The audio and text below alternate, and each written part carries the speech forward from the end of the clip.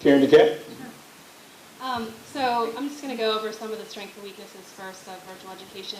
So as I said earlier, virtual education is meant to complement or fill the gaps where other school options maybe can't do that. And so again, it's an entire spectrum of opportunity.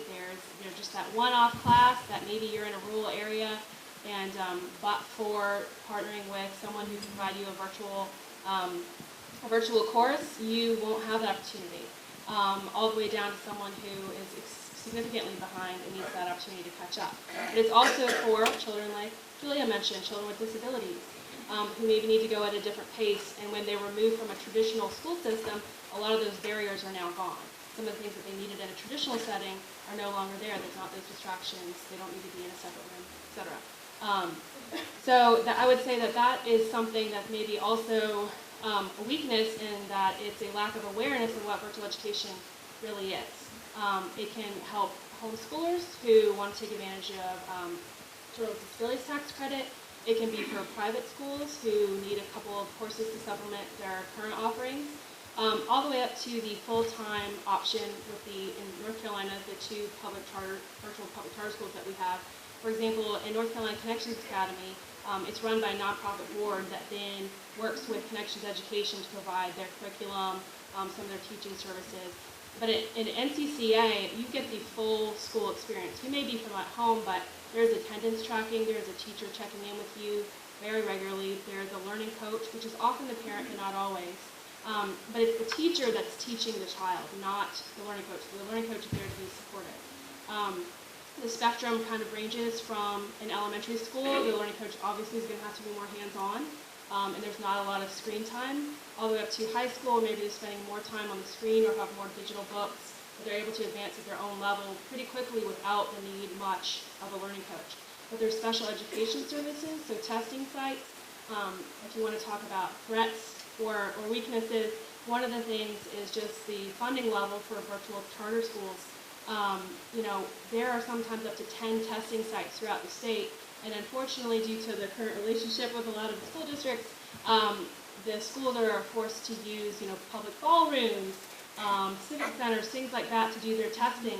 They have to get all of their teachers out there or other certified people that are allowed to do testing, meet all special education accommodations, which is quite a lot, as you all know from the disability world.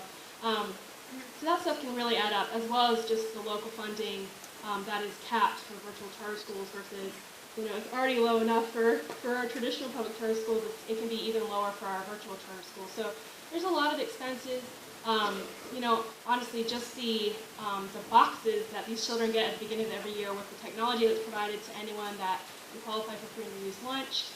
They have box opening parties on YouTube where you can actually see all the manipulatives that they're given, art supplies. If they're in a science class, they actually receive sometimes a telescope and other things. So it's really cool, and it's truly a school environment. And I think that's one of the misconceptions as well as opportunities out there, is to spread the word about what virtual education is and what it isn't.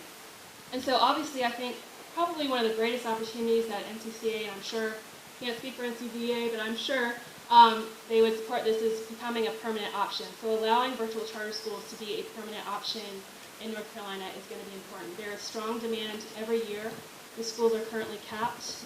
For NCCA, for example, it can only grow by 20% every year. And because it's not a K-12 school yet, it's currently serving K-10, sometimes that means families are displaced. So if there is a family that would like to have a child, and because of CAP, if there's a child, if there's two students, and one of them, both of them would like to attend, unfortunately that's not always the case, and then you get into messing with family, and how are they going to get to two different schools at once? Just the different curriculums and the different schedules and stuff can be overwhelming. So we'd like to see that as a permanent option as well as the funding. Those are our biggest areas where we'd like to see opportunity. So I want to follow up. So Karen, this option, virtual public charter schools, has been in existence since? It just finished its first year, and they're in their second year. And how many total students are in utilizing that option? North Carolina Academy currently is capped at 1,800. 1,800. It stays more or less at that level due to the fact that it is a very fluctuating population who may need it for a semester or only a year. it tends to be anywhere from 1750 to 1800 the entire year.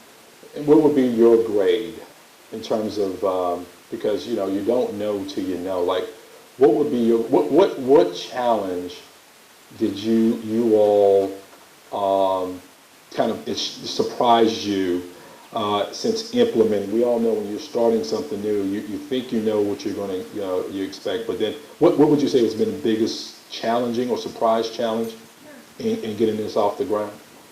Yeah, well, I would say it's twofold. One is explaining what a virtual charter is, because you do have families that maybe want to attend who are very into homeschooling, and you have to explain to them, well, this is a public charter school. There's going to be state assessments, there's going to be check-ins, you have an IEP that's going to be implemented, and some parents are just looking to do their completely own thing, which is absolutely fine. They have the right to do so. It's just that NCCA may not be the right opportunity for them. But I would say another barrier is that just getting the word out there that, one, it was their first year in existence, and two, the entire student population is brand new. And not just brand new, but brand new to virtual education as well. And when you've got 100% of your students, there's study after study proving that they're not going to do as well as they do the longer they stay there. And so we're really excited about some of the things NCCA has implemented to improve every area of the school, and we're really hoping for good results the second year. Great, great, thank you.